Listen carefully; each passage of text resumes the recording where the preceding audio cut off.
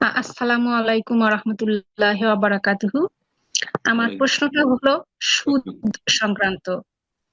এখানে মসজিদে সুদ দাতা বিষয়ে বিতর্ক হয়েছে।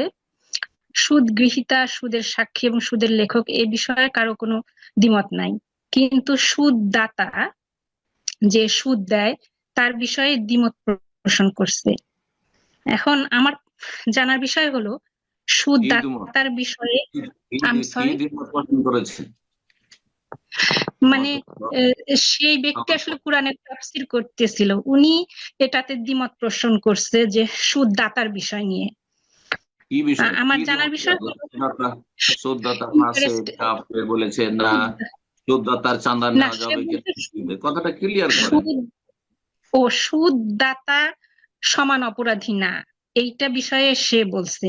সে মানে আমার জানার বিষয়টা হলো সুদ দাতার বিষয়ে কোরআনে বা সহিহ হাদিসে সুস্পষ্ট কোনো বিধান দেওয়া আছে কিনা। এখানে মানে সে যেটা বলছে আমি ওটাই ব্যাখ্যা করার চেষ্টা করছি। সুদ দাতা এবং সুদ গৃহীতা সমান অপরাধী কিনা। আর সুদ দাতা যদি খুব হ্যাঁ মুসলমান, নবী সাল্লাল্লাহু আলাইহি ওয়াসাল্লাম আল্লাহ আকিলা রিবা মুকিলাহু ওয়া কাতিবাহু ওয়া শাহিদাই ওয়া কালাহুম সাওয়া। জি, সহিহ বুখারী হাদিস।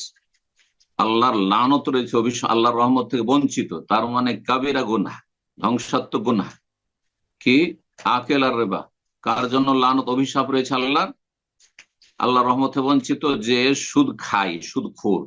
মুকেল যে খাওয়ায়, মানে সুদের ওপর টাকা পয়সা নিয়ে আসে, ঋণ গ্রহিতা, সুদের ওপর লোন নেই যারা, সুদের ওপর ব্যাংক থেকে নিক আর ব্যক্তির কাছ থেকে নিক। ওয়াকাতে যারা লেখাপড়া করে, ক্লার্ক যারা এই সুদী প্রতিষ্ঠানে চাকরি করে অথবা লিখে দিল একটা চুক্তি নামা ব্যক্তি পর্যায়ে, তার উপর লানত রয়েছে, তারও কাবিরা গুনাহ। আর ওয়াশাহিদাই, দুইজন যে সাক্ষী রাখলো, হ্যাঁ, তারাও ওয়াকালা বলেছেন এরা সবাই সমান, মানে সবাই কাবিরা গুনার দিক থেকে সমান। তবে এতটুকু বলা যেতে পারে, যেই ব্যক্তি সুদ খায় সে বাকিদের চাইতে বেশি অপরাধী, কিন্তু সবাই কাবিরা গুনাহ এবং সবার উপর লানত রয়েছে, সবার উপর লানত রয়েছে। কিন্তু কাবিরা গুনাহ বা লানতের যে কাজগুলি সবগুলি একই পর্যায়ের নয়, সবগুলি একই পর্যায়ের নয়। আল্লাহ বলছেন ইন্নাল্লাহ লাআনাল কাফিরিন, হ্যাঁ, কাফের উপর লানত রয়েছে, মুশরিকের উপর লানত রয়েছে। তো কাফের মুশরিক নাস্তিক আর সুদখোর কি সমান? না, মোটেই না। ঠিক তেমনি যেই ব্যক্তি সুদ খায় আর যে ব্যক্তি সুদ খাওয়ায়, মানে সুদের উপর টাকা নিয়ে আসে মহাজনদের কাছ থেকে, সবাই কাবিরা গুনাহে লিপ্ত এবং সবার উপর লানত রয়েছে, কিন্তু তাদের অপরাধে পার্থক্য রয়েছে। সুতরাং যিনি তাফসীর করেছেন তিনি যদি এভাবে বুঝিয়ে থাকেন, এটা উদ্দেশ্য থাকে, তাহলে ঠিক আছে।